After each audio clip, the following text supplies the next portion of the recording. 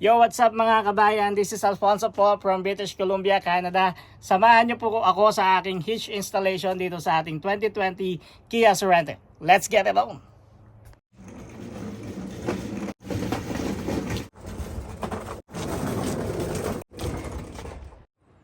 So bali ayun mga boss, ito po laman nung binili natin na trailer hitch package.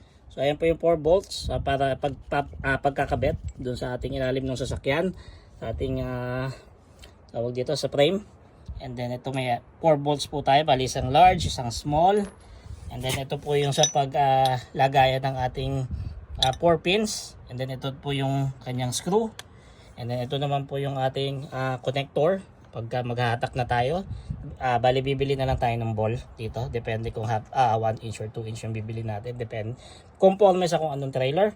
Pag hindi ginagamit, pwede itong tanggalin. And then ito yung cover. Okay, tapos ito naman po yung lock kapag meron na tayo ng hahatakin, pang security yan.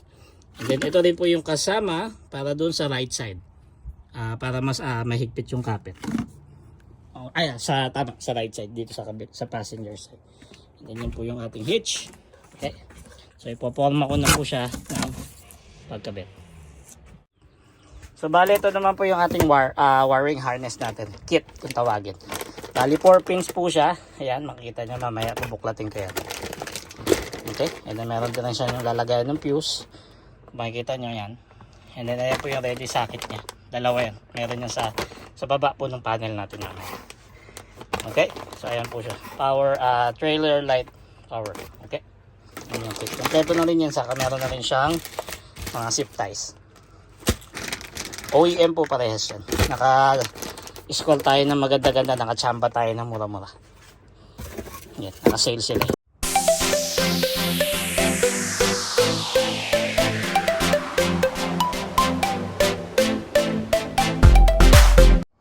Ito po yung mga maaari natin kailanganin mga boss. Bali drill po tayo. And then meron tayong mga tools din dito para sa mga socket natin. And then meron tayong, if ever maliwanag naman po pero baka kailanganin, meron tayong head flashlight dyan, headlight. Tapos kakailanganin ko ng stand. Bali magkakabit kasi tayo hitch sa likod siya. So as much as possible gusto ko pantay yung gulong. So parehas kung iaangat yung likod natin. And then papasok kasi tayo sa ilalim ng sasakyan. So dito so para protection natin sa mata, naghanda rin ako ng ating eye shield. Yan, glasses. And then of course ang ating jack. Diyan na yan. Ito yung pantanggal natin sa spare tire. And then kakailanganin natin ng soapy water.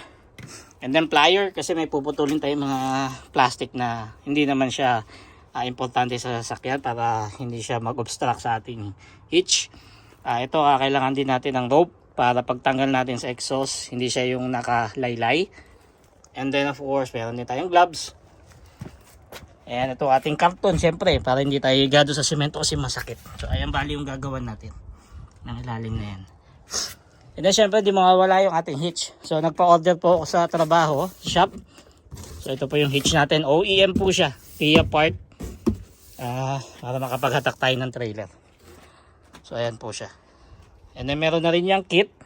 Mamaya kunin ko yung wiring harness din. Alright. So bali ang ating Kia Sorento po, up to 5,000 pounds po pwede nating ito based on manufacturer's information. Okay, so ang una ko pong gagawin, bali nandito kasi nasa yung spare kasi sa ilalim, so tatanggalin natin to. Yan, pasensya na kayo, medyo madumi, katatanggal ko lang ng mga gamit.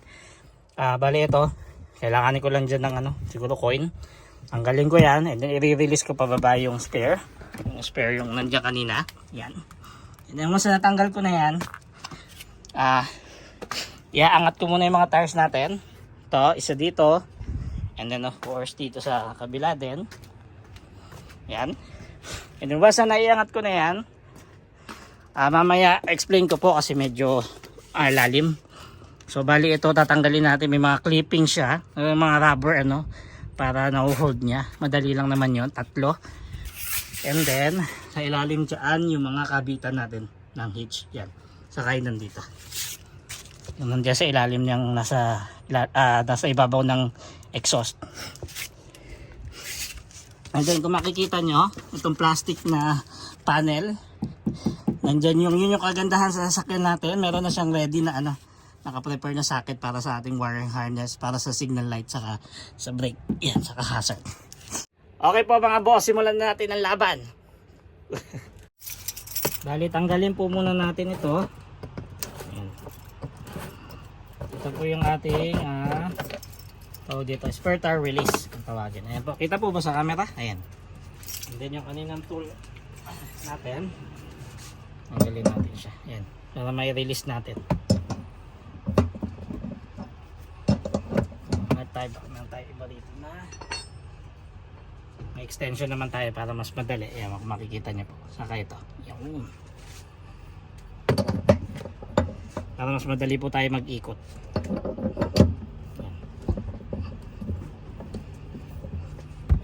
Makikita nyo po siya habang iniikot ko. Ayan, kita nyo siya dyan, unti-unti yung bumababa. Yan po yung release natin sa tire, makikita nyo. Ayan po.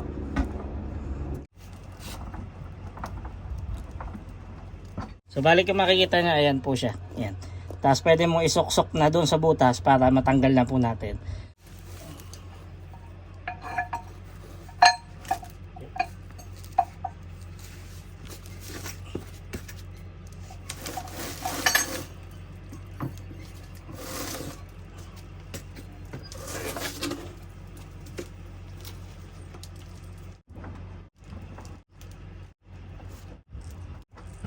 Tanggal na po natin yung ating spare tire dito sa ilalim. Next ko pong gagawin, maglalagay na po tayong stand sa gulong para mas ma-elevate po natin itong likod at mas madali tayo makapasok. So bali pagka-jack po natin ito, lalagyan natin ng stand kung nakikita nyo ito po.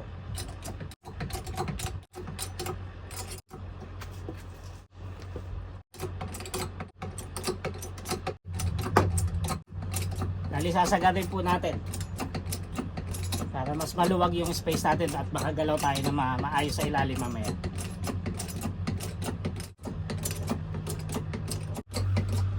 Pag may naririnig na po kayong hangin, yun ang sakit niya. Okay, bali ito po yung double lock. Meron po siyang lock dito, saka itong ating suporta.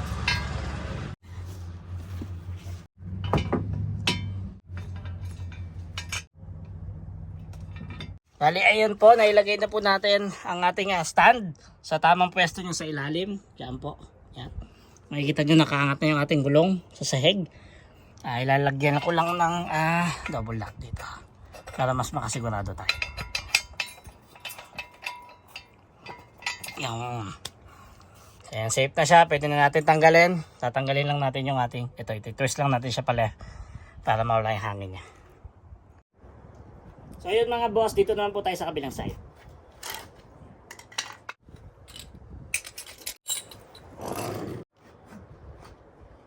So yun mga boss, nakabit na rin po natin yung isa nating stand. So tanggalin na po natin yung ating jack. Double check lamang po natin. Tamang nasa loob.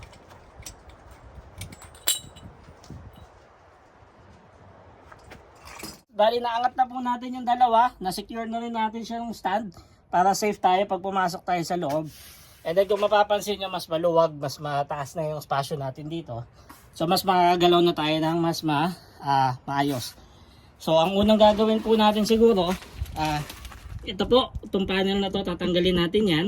Diyan po kasi may connection na dyan na naka-ready para sa socket natin ang ating wiring harness. Yun po yung kinakabit sa trailer para sa mga signal light. Okay, sa ilaw sa likod.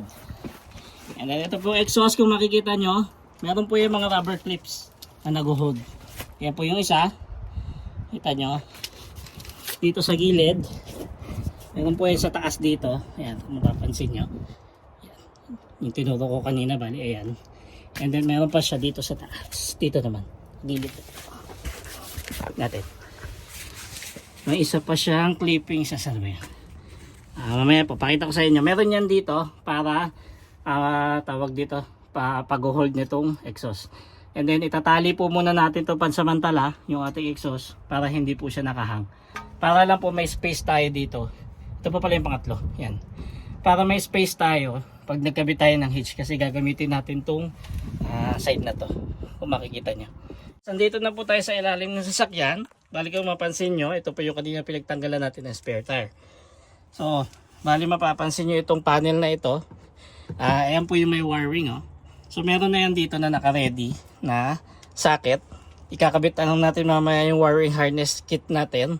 Yun po yung para sa ilaw sa likod ng trailer. Signal light saka yung sa hazard and brake. Bali 4 pins lamang po yan kung tawagin. And then ito po yung mga bolts. Tatanggalin natin ito mamaya. Yung goma na yan. Diyan natin kakabit kasi kakailanganin natin yung dalawa. It's either yan po yata. Ito saka itong dalawang gilid. Yan. Tapos ito, ipa-plier na lang natin mamaya. Plastic lang naman yan. Hindi naman yan masyado importante. Okay? And then dito po, mapapansin nyo, itong ating exhaust pipe. Yan, meron siyang 3 clippings na rubber. Wala lang akong gamit, so may manual ko na lang siya mamaya. Yan po yung gagamitan natin ng soapy water para medyo dumulas. So nakahang lang naman yan. Tatanggalin lang natin yan yung isa. Yung pangalawa, ayan, mapapansin nyo. Ito. And then yung pangatlo, ito po. Yan.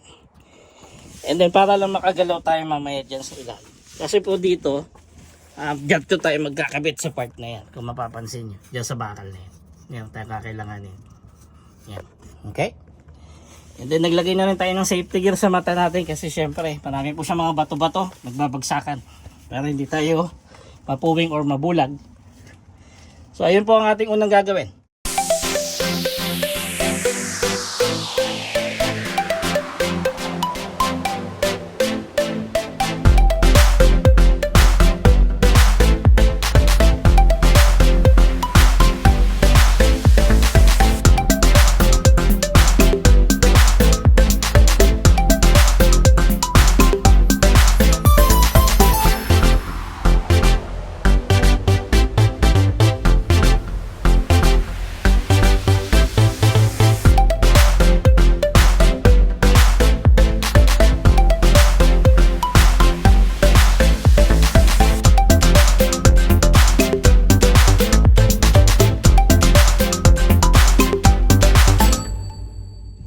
Natanggal ko na po yung ating panel dito sa ilalim.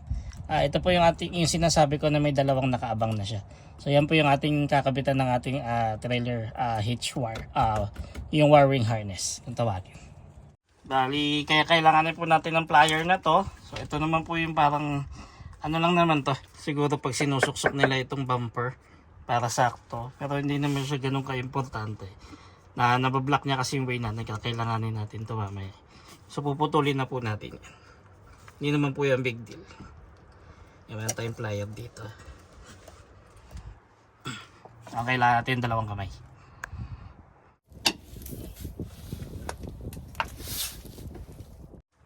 Kasi ito po sa kabilang side, bali natanggal na po natin siya.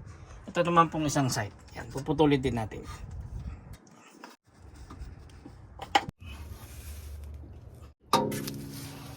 Actually, di natin siya maputol. So, ayun, binaloktot ko na lang. Pwede rin naman siyang ganyan. Ayan. Tagalawin po natin siya. Alright. Uy. Tubita po itong mukha natin. Maka tayong ano niyan ninja. So, ayan po. And the next step na po natin, after nyan, ipoporma na po natin yung ating mga, yung trailer hitch. Yung mismong bakal na po.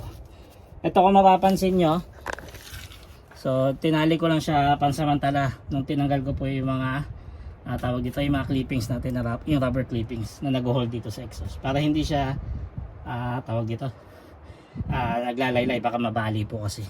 So ayan, at least may support na para lang po may space tayo dito pagka nag-ayos tayo.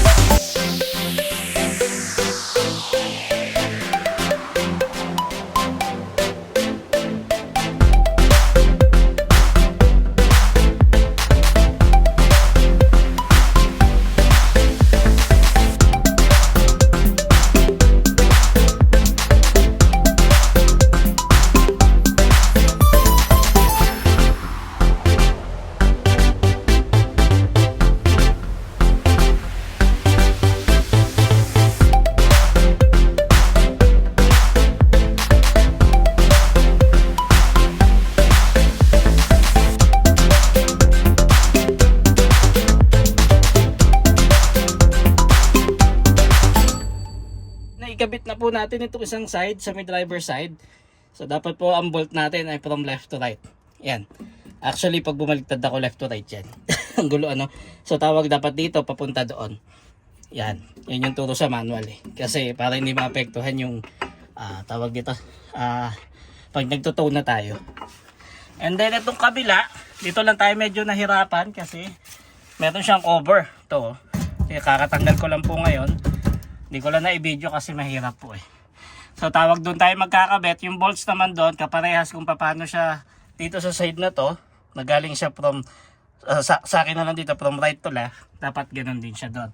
So bali, meron siyang safety para sa ito. Yung tawag dito. Yung sa nut natin. Kasi may mga ngipin yung mga bolts natin. Kasi pag nagtutowing, para hindi magkakaroon ng problema yung yung sasakyan natin, hindi siya maglo-loose. So kakabit ko muna yan doon, kung makikita nyo. Ayan, taas kong konti. Doon po. And then, bago tayo maglalagay ng dalawang bolts doon ulit. Ito. So bali, ito po yung cover na sinasabi ko kanina. So binabalik ko na siya. So ayan kung nakikita nyo, ayan, naiporma ko na yung mga screw natin, saka yung parang nut natin doon na bar. Ayan. So ngayon, hinihigpitan ko na lang po ulit ito. And then after nun, susuksok ko na lang yun doon. Patatagusin ko doon sa kabila. So ayun, nandito na po tayo sa kabilang side mga boss. Tawag dito, kakabitan muna natin siya ng yung small na bolts dito sa baba. Diyan, para may suporta bago ko maikabit. Yung para dito sa may Yan. Hindi ko alam kung nakikita niyo. Yung para doon sa gilid. Yung malaking bolt na tumatagos dito. Yan. So kabitan ko muna dito para meron suporta. Kabit naman po natin yung ating mga nut. Yan po. So mamaya natin sila lahat ihigpitan. Pag nakabit na po natin to, saka yung sa kabilang side. And then saka natin sila higpitan tawag. So for now, anayin muna natin sila parehas. Oops. Bali na ikabit na po natin yung nut sa dalawang gilid na to. Lagay naman natin yung bolt para dito sa ibaba, doon dalawang maliit. And then gagamit na tayo kasi hindi natin siya ma-screw, maikot. Siguro katagalan na rin. Marami ng dumi or bara or kung makikalawang man yan. Gamitan natin siya ng power drill. Yan po. Ayan. Mas madali natin ikabit. So ayun mga boss, natapos na rin po tayo. Medyo may konting diferensya kasi yung mga butas, hindi siya sakto. So nagbaklas pa tayo, nagdrain tayo nagdagdag tayo ng konting hole. And then nagtabas tayo ng ibang bakal kasi hindi na siya sakto eh. And then yung mga screw natin, yung mga tawag dito, yung pasukan ng screw natin, may mga kalawang na siya, tapos may mga yung mga debris na may mga bato-bato. So kinailangan ko pa ng double impact na drill. And then, yeah, kakatapos ko lang. Yan, medyo nagkasugat-sugat na tayo. Lahat ng kamay natin. Pati dito. So, ayan po. Pakita ko sa inyo. And then, tawag dito, ikakabit ko na lang po yung wiring harness. And then, babalik ko na lang yung plastic na panel. And then, tapos na po tayo. Ayan, kung makita nyo. Hindi na gumagana yung flashlight ko. Lobat na. Yan. Tawag dito. So, bali yan yung inattach natin. Ito po, yan. Bakal na to. Yan yung kinabit natin kanina. Alright. So, ayan siya. Tapos, mamaya ikakabit natin yung ito po. Yan, yung connector. Yan yung connector. And then, sa kabila naman, yan, nasa taas na siya. Hindi na po natin makita. Madilim na eh. Yan po, bali dyan sa ilalim, sa taas ng exhaust. Okay. And then, gagawin na lang po natin. Kakabit natin yung wiring harness. Bali, yan, sana gumana pa yung flashlight natin. Yan, makita yung socket na yan. Yan, yung dalawa na yan.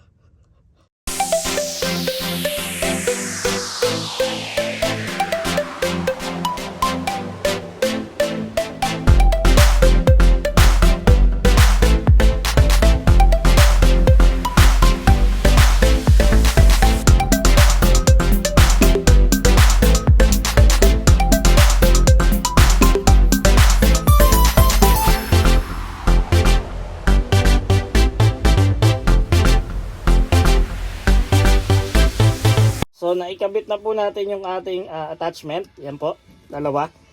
So gagawin natin, isi-zip tie na lamang po natin itong kabuuan.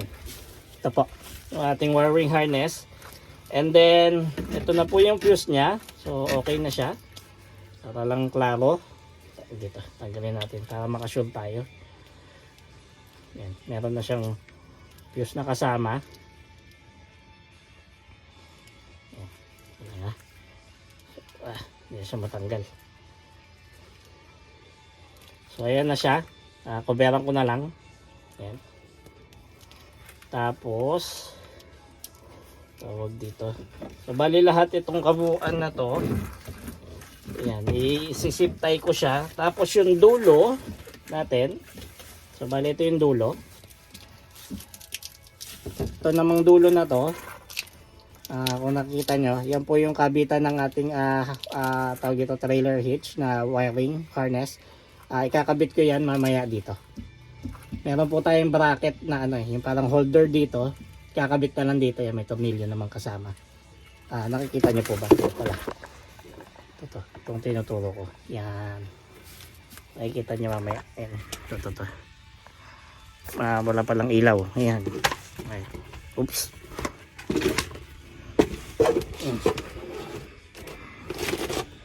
Ayan. So, bala ito po yan. Ito. Makikita nyo.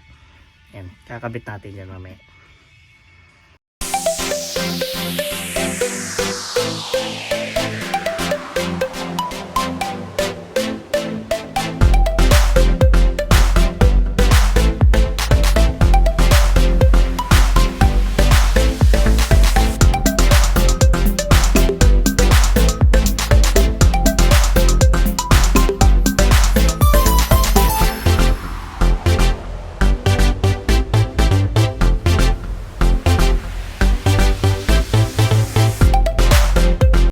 So ayun po mga boss, hindi natin siya natapos. Nung araw na sinimulan natin, gawa ng kulang po tayo sa tools.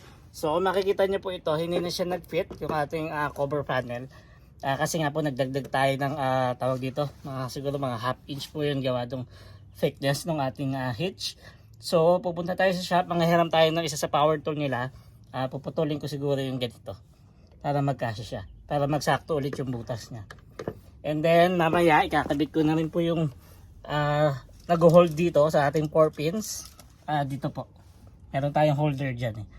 And then after that, okay na po tayo. Natapos natin yung ating pagkabit ng hitch. So ayan po ang itsura niya. Makikita niya.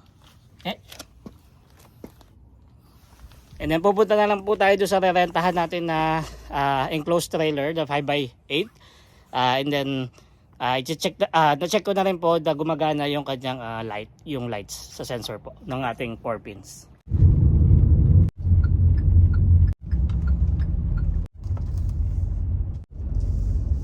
Nandito na po tayo sa ating dealership. Manghihiram po tayo ng power tool sa ating mababait na technician. And then, para makabit ko na yung natitirang screw and then makat ko yung ating panel.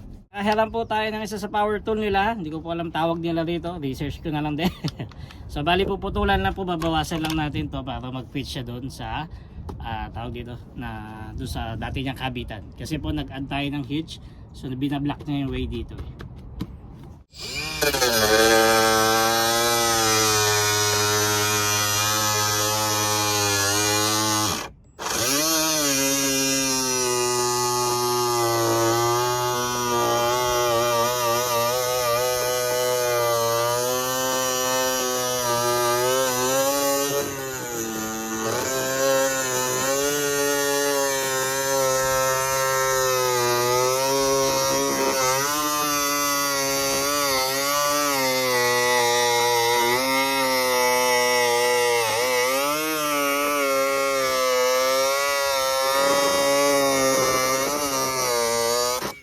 Hasain lang po natin ng konti para medyo mas maganda.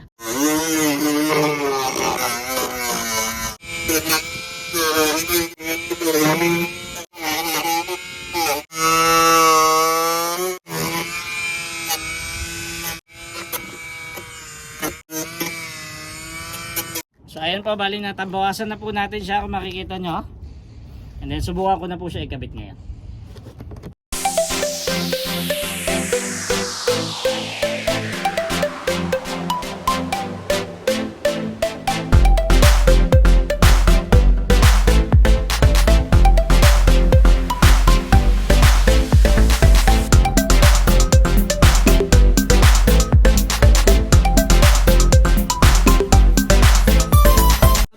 natin yung ating cover panel. Ayan po siya kung makita nyo. So ito po yung dalawang clippings natin, saka yung screw doon, saka dyan sa side na yan. So okay na po, nakikabit na natin siya. Ang next natin is ito naman po. Okay, napuwing tayo. Ito naman po, so bali meron siyang holder na kasama dito. May kabitan siya rito, may butas siya rito kabitan, para po hindi siya yung nakabara dyan. Tapos nabukan na rin po natin ito sa tulong ng ating technician, para may pasok natin itong 4 pins, para nakalagay siya ng maayos. Ganyan po.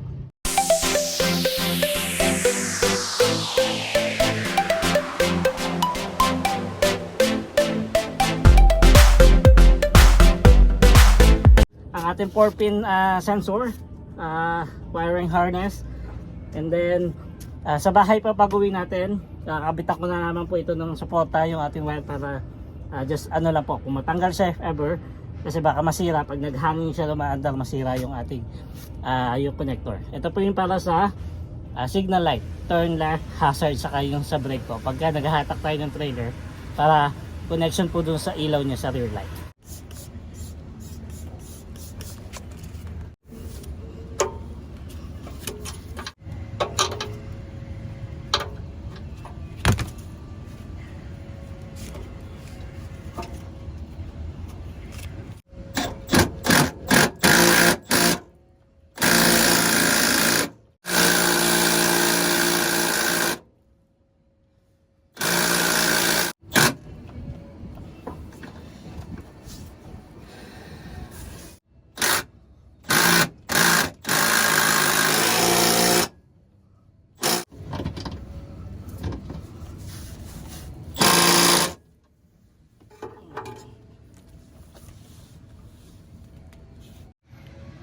So ayan po, nakabit na po natin yung huling screw.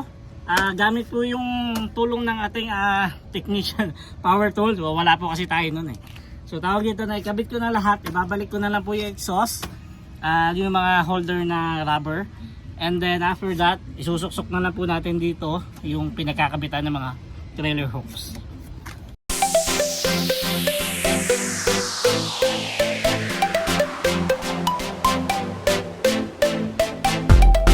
Ayun po, tapos na po tayo maikabit yung ating hitch, saka yung ating wiring harness. Yun, na ibalik na rin po natin lahat. Ito po yung ginagamit natin pag nagti-trailer nag-hook tayo ng trailer. So, ito po, ito yung kabit. Yan. And ito po, susuksok na lang para sa safety. Yan. And ito po yung ating pin, para nakalock siya. Ano po ganito? Takin natin para mas safe. There you go. Alright. Ganyan po siya. Tapos dito pa bibili tayo ng ball. Depende po sa kung ano yung size. Kung 1 inch or 2 inch ball. Meron pa po yata mga quarter or half kung di ako nagkakamali. Ayan po siya. And pag di naman po natin ginagamit yan, itabi po natin para if ever nagbabacking tayo hindi tayo makatama, kabitan lang natin ng cover yung ating trailer hitch. Nakabalik na po tayo dito sa bahay, tapos ikakabit na lang po natin, almost done na po tayo, finishing touches. Ikakabit na lang po natin itong spare tire, babalik natin dun sa ilalim, and then we're good to go.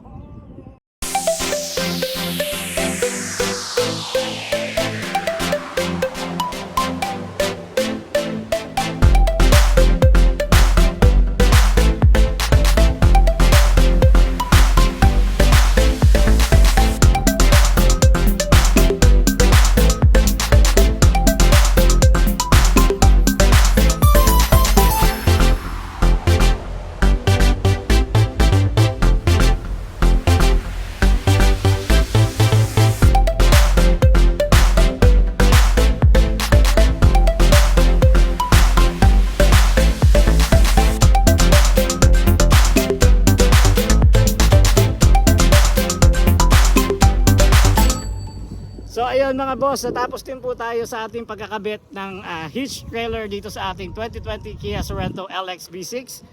Sana po kayo ay natuwa sa ating munting proyekto. Hanggang sa muli, ito po ang inyong kabayan Alfonso dito sa British Columbia, Canada. Bye bye!